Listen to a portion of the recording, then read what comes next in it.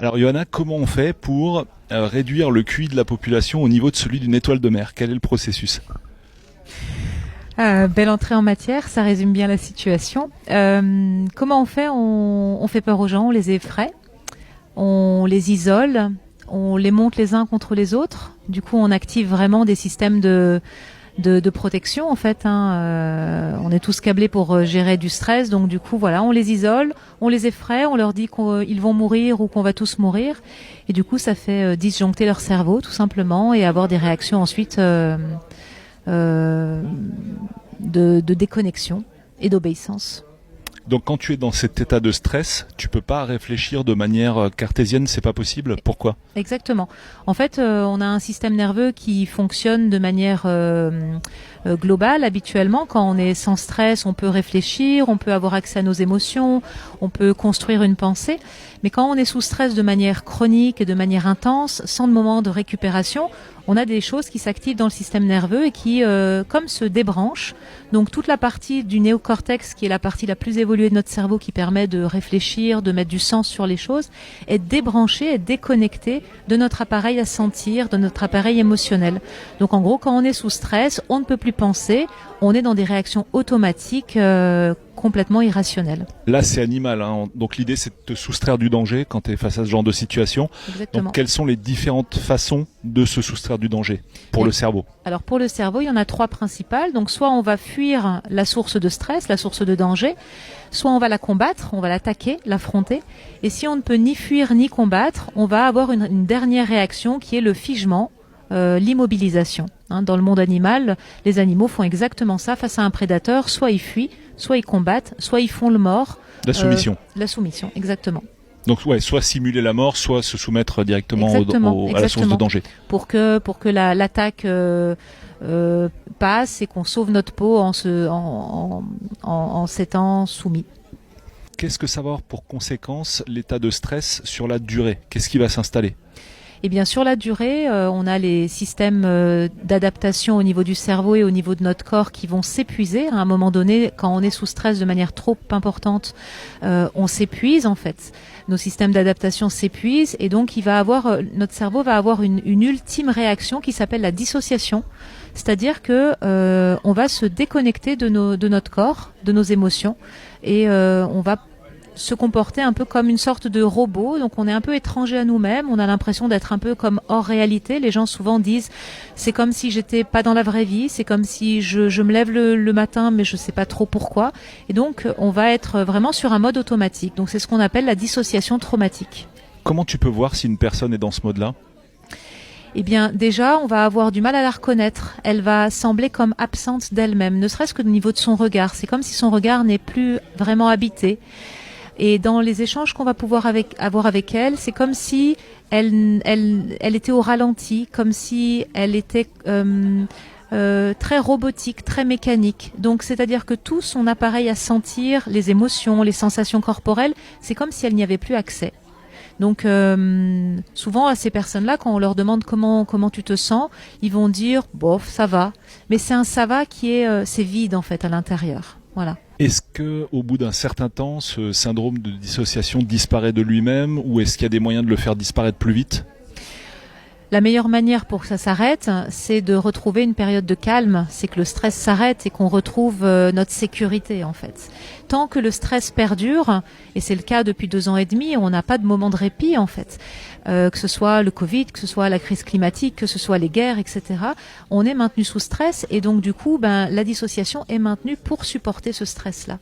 Donc sans soit du soin psychologique, soit retrouver des moments de récupération et prendre soin de soi au niveau de son stress, c'est très compliqué de sortir de la dissociation.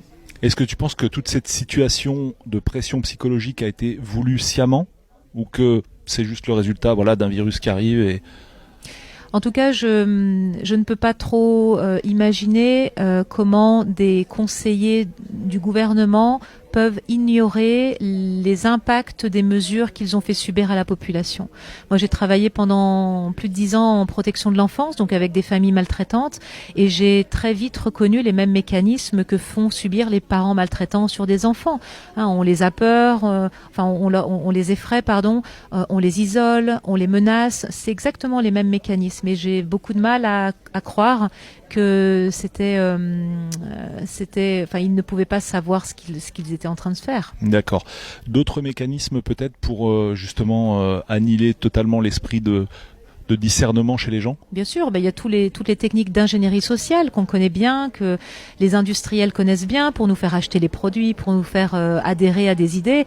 Et les techniques d'ingénierie sociale ont été utilisées depuis 3 ans pour infantiliser la population, par exemple, nous faire signer des auto-attestations pour nous autoriser nous-mêmes à sortir à 1 kilomètre pendant 1 heure. Les ordres stupides, par exemple, tu te souviens, boire son café assis, ce genre de truc, ça peut rentrer dans le cadre de ces manipulations? Exactement, mettre mamie et papy en cuisine pendant que nous on fait le réveillon ailleurs. C'est vraiment des choses qui sont complètement hors sens en fait, et en tant qu'être humain on a besoin de mettre du sens dans les actes de la vie quotidienne. Donc ce sont des techniques d'ingénierie sociale qui sont bien connues en fait pour pouvoir comme comme déconnecter les cerveaux et du coup mieux les asservir. Voilà, d'autres techniques qui te viennent à l'esprit? Il y en aurait à dire, l'infantilisation de la population, ouais, par si exemple. On peut faire un zoom là-dessus, c'est intéressant. Parce que quand on sait qu'on a infantilisé les parents, eh bien nos enfants ont continué à évoluer auprès de parents qu'on infantilisait. C'est très perturbant pour les enfants de ne pas reconnaître leurs parents, de voir des adultes finalement. En fait, on a inversé les rôles, c'est-à-dire qu'on a demandé aux enfants de bien respecter les règles barrières pour protéger les adultes, et les adultes, eh bien, on les a infantilisés en leur faisant faire des choses complètement inadmissibles. Juste pour finir, tu avais parlé de choses physiologiques au niveau du cerveau en présence de stress. Tu peux expliquer rapidement? Au niveau physiologique, Au niveau physiologique, voilà. Oui, quand on a un stress qui survient, on a dans notre cerveau toute une armada de réactions pour faire face au stress. La première, c'est l'activation de l'amygdale cérébrale. C'est une petite structure grosse comme une amande, c'est pour ça que ça s'appelle l'amygdale, qui est au centre de notre cerveau, dans le système limbique, le cerveau émotionnel. Et l'amygdale, c'est comme un détecteur de stress, donc comme une alarme de maison qui va se déclencher pour nous faire sentir qu'il y a une situation anormale et de stress qui est survenue.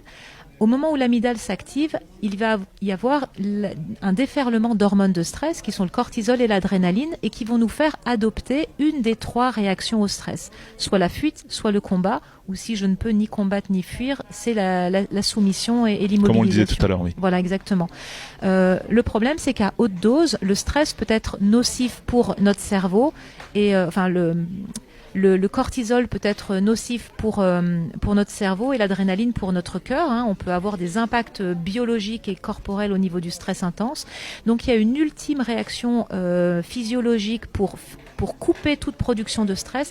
Ça s'appelle la dissociation traumatique. C'est-à-dire que tout ce stress va être comme bloqué dans notre cerveau, comme une bombe à retardement, avec les émotions que j'ai ressenties, les pensées que j'ai eues, les comportements que j'ai eus au moment où le stress est survenu.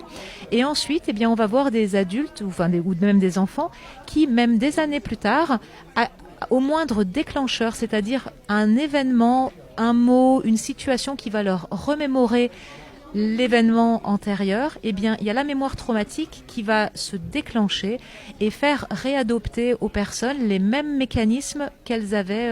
C'est impressionnant ce conditionnement. Qu'elles avaient à l'époque, et c'est pour ça qu'aujourd'hui, on est à 2 ans et demi après le début de cette crise sanitaire.